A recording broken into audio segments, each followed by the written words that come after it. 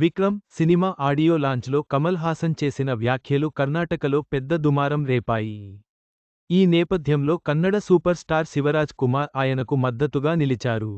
Vikram cinema audio లాంచ్లో Kamal Haasan, Kannada భాష తమిళం నుంచి పుట్టిందని చెప్పారు.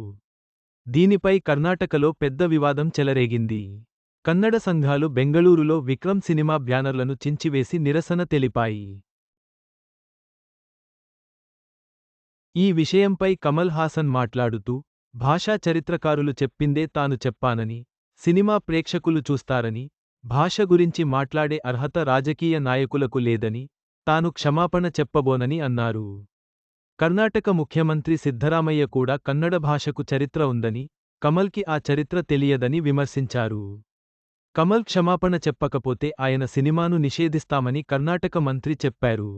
కన్నడ రక్షణ వేదిక వంటి సంఘాలు కమల్ సినిమాను నిషేధించడమే కాకుండా, నిరసనలు కూడా చేస్తామని ప్రకటించాయి. కమల్కి శివరాజ్ కుమార్ మద్దతు ఈ నేపథ్యంలో కన్నడ సూపర్ స్టార్ శివరాజ్ కుమార్ కమల్ హాసన్కి మద్దతుగా నిలిచారు. కమల్ని విమర్శిస్తున్నవారు కన్నడ భాష కోసం ఏం చేశారని ప్రశ్నించారు. వివాదం వచ్చినప్పుడు మాత్రమే స్పందించకుండా, ఎప్పుడూ కన్నడ భాషను, కొత్తగా వచ్చిన వారిని ప్రోత్సహించాలని అన్నారు.